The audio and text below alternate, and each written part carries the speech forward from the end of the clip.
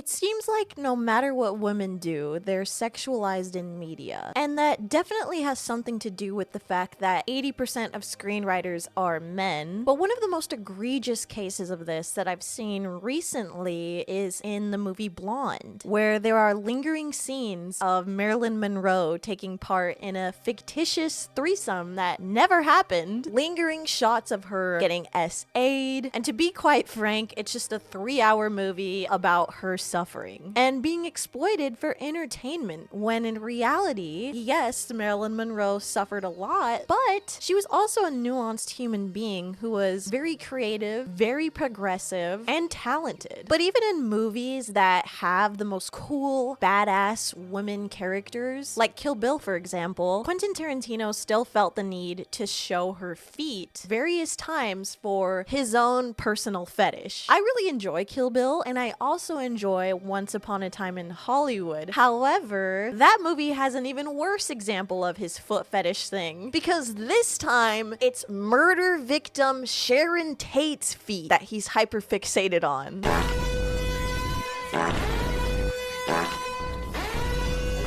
Like, be so for real right now, Quentin, that was not necessary. And this type of exploitation was on my mind the entire time that I was watching The Idol, a show that initially had a female director at its helm, Amy Seimetz. And her version of The Idol was 70 to 80% finished when Sam Levinson came in and rewrote and refilmed the whole entire thing. And you may be wondering, what the heck happened, dude? What's going on? Well, the co-creator of the show, Abel Tesfaye, otherwise known as The Weeknd, felt the show was headed too much into a female perspective, about a show where the main character is a...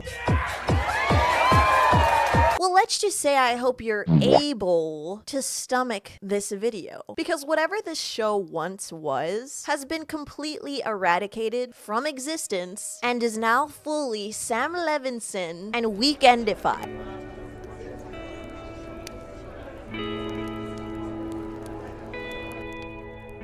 So originally, I was somewhat of a Euphoria fan. I thought the performances by Zendaya, Barbie Ferreira, and Hunter Schafer really carried that show. You're not a good person, Rue.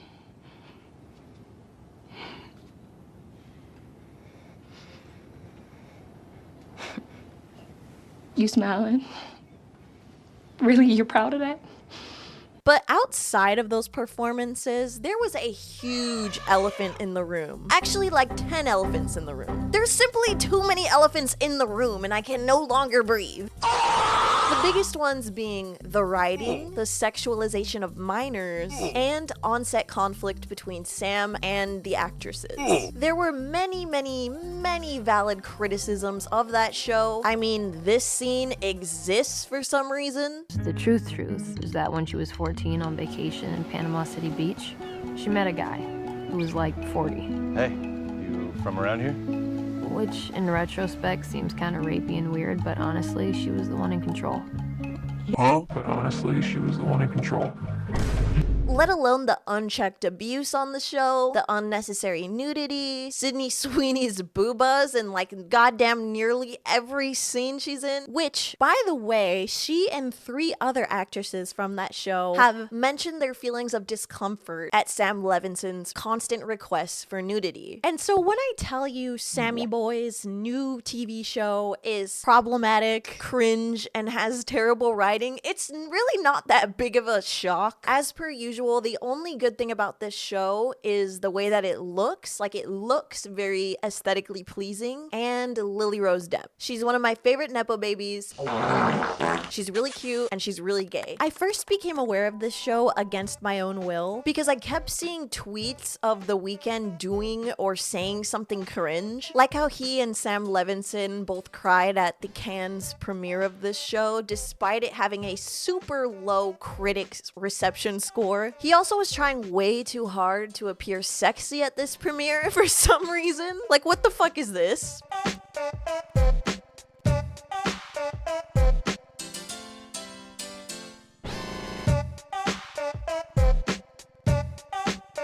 It It reminds me of when Drake was like pretending to scratch his eye, but he was literally just doing it to show off his huge ring. It may not mean nothing to y'all, but show us the ring, Drake. Just show it to us. And on top of all of this, he apparently was method acting on the set of The Idol, and also claims that he couldn't sing at one point because his character couldn't sing. Lily Rose Depp herself even said that there were times where she didn't want to be around The Weeknd because he was in Tedros mode. And if you watch this show, you will understand how much of a bad thing that is. The Weeknd is quite literally one step away from being a personified version of a Why So Serious Joker poster. And for all that drama, for all that extraness, I can say with my full chest, out here, his acting, quite frankly, is a bug sucking on the titty of society. Hey man, get off my tits.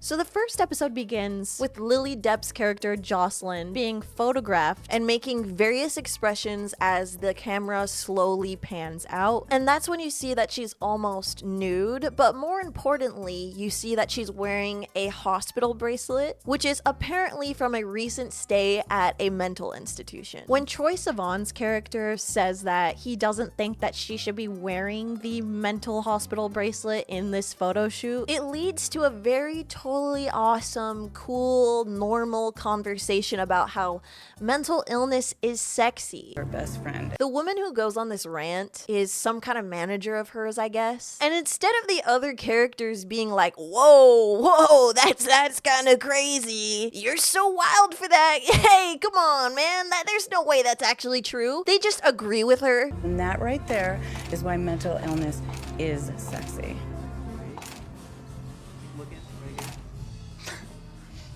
It's a pretty good point. Her rant also is just like, oh, she would never be in the Midwest and you would never meet her and she would never fuck you. If you live in Sioux City, Iowa, you are never gonna meet a girl like Jocelyn. Like, is there not people with mental health problems in the Midwest? Make it make sense, lady.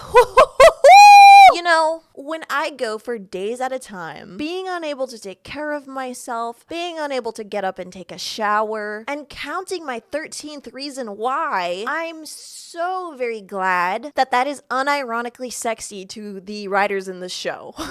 Shake your booty, it's bipolar time. Anyways, Jocelyn wants to show her boobs in this photo shoot, which the photographer immediately obliges to. But when the director of the photo shoot interferes and is like, hey, we can't do that. There's rules in place that say for nudity, we have to fill out specific forms, specific paperwork, just to make sure that no model gets taken advantage of. You know, just to make sure that the model really is on board with his nudity and is not getting pressured into it. He even says that they can do nude photos in 48 hours if they just oblige to these rules. But it's literally just played off as a joke. Everything he says that makes perfectly total sense is just made to be stupid. So I'm not allowed to show my body? Not in the general, human rights structure of it all. This guy wants to follow fucking OSHA rules. This guy is a dumbass. So her manager ends up literally just locking him in a closet so they can continue with the nude photo shoot. Meanwhile, her team is scrambling over getting the news that someone has posted revenge P-word of her, and she's trending on Twitter under the hashtag human sock. Oh, and the same character that said mental illness is sexy thinks this isn't a big deal at all, by the way. Depraved soul. The photo could be worse. It could be worse. It could be worse. Yeah. It's so cool that we have a woman saying this very cool, very awesome opinion, and in no way does it reflect the views of the man who wrote her script. No. Why would you even... They're hesitant to tell her about this photo leaking because apparently not only did she go to the mental hospital recently, but she also lost her mother to cancer. And all of this could be very, very interesting, but the show feels like less of an exploration of Jocelyn herself and more of just a projection of a male fantasy, quite frankly. After this, we see Jennie from Blackpink for the first time. which, fun fact, Jenny was supposed to have a more integral role in the show before Sam Levinson stepped in and allegedly told her to just sit there and look pretty. I'm not a K-pop girly by any means, but if you're putting somebody this talented in your show, it kind of doesn't make any sense to not have them be important. Anyways, Jocelyn is insecure of her dancing abilities in comparison to Jenny. This doesn't seem to affect their relationship, like it seems like they're friends. But how interesting would it be if we had like a Black Swan type of scenario where her and her backup dancer have like a complicated relationship and maybe even, dare I say, a romance? When Jocelyn finally finds out about the picture being leaked, this is what she has to say about it. I mean, I feel like it could be a lot worse. I mean, just that alone is an interesting perspective on somebody violating your privacy and trust and quite literally committing a crime, but that gets explored a little bit more later, and it doesn't get better. After finding out this news, she goes to a nightclub with Jenny, and this is where she meets the Weeknd's character, Tedros. Fucking stupid ass name, by the way. So he owns this club, and when he sees Jocelyn for the first time, he even does that corny sunglasses thing.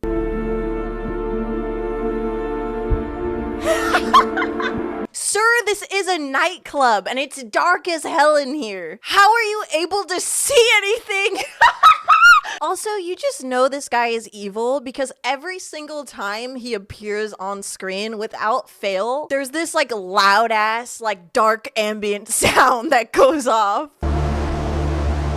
Like, I wonder who the cult leader of this show is. Tedros is like really fucking creepy. He's not charming. There's not really a reason given as to why Jocelyn would be super into this guy. He's a club owner with a fucking rat tail. Anyways, the next day she does an interview with Vanity Fair, and when the interviewer asks about the photo that was leaked, Jocelyn rides the idea of exposing who posted that picture as revenge and asks if revenge is empowering. Revenge is empowerment? Like, I don't buy into this narrative that they're pushing that exposing somebody for literally doing a crime against you is just revenge and petty. Like, I'm sorry, it's just that dog in me. Later that night, Jocelyn tells her assistant that she's gonna be inviting Tedros over, and her friend immediately says, I hate his vibe.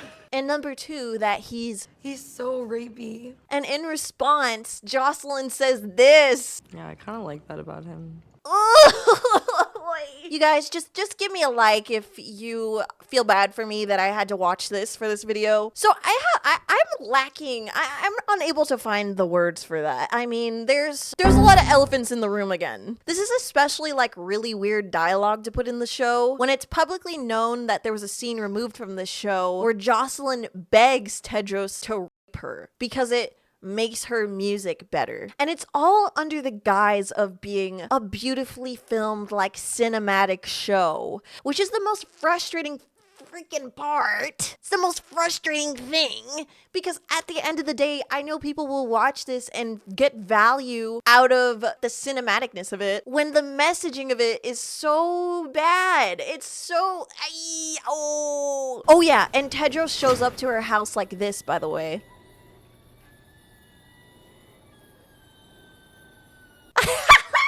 Not him showing up like an actual supervillain.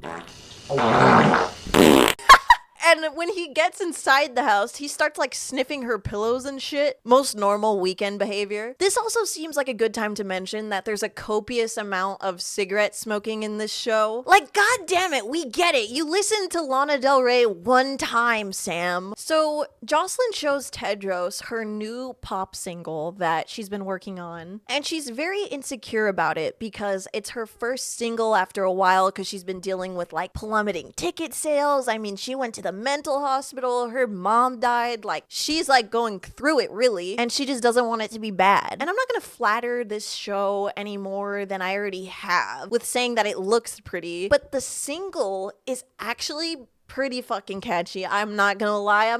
It's been in my head all day, okay? Sue me. Take me to court. Tedros says that he doesn't believe her singing because it doesn't sound sexy enough and it just it just doesn't sound like she knows anything about sex. Like, yeah, you just like don't know how to fuck.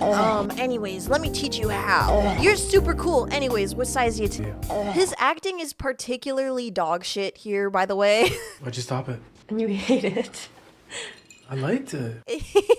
So this is when the final scene of this first episode happens, and I can't show it to you at all because I'm pretty sure YouTube would be kind of like, they would be like, yikes, because Tedros quite literally puts a robe over her head, puts a rope around it, and strangles her for about 10 to 15 seconds before pulling out a knife and then cutting a slit where her mouth is so she can breathe, and then says, "Now you can sing." Very cool, like so cool. I love it. This is just like straight up like The Weeknd and Sam Levinson like making an excuse to do sexual things with Lily Rose Depp, I feel. They take so much focus off of the actual character herself, Jocelyn, which is a stupid fucking moniker for a pop star, by the way. That's the kind of great creative writing that we get from The Weeknd. I'm so glad that he replaced the original lady who made it. And I know this is only the first episode, so yes, things could change. Things could get better, I guess, but from what I've seen, episode 2 gets particularly violent in the sexual department. And like Sam Levinson and The Weeknd have prided this as being more extreme than Euphoria. But just being more extreme than your last project doesn't automatically make it better than the last project. You're just using your fetish, slapping a cute sticker on it, and calling it art. Anyways, you guys, thank you so much for watching. Let me know if you want me to do one for episode 2. I would watch it if enough people wanted me to. If not, I will gladly be never viewing this show ever again. And I'll see you very soon.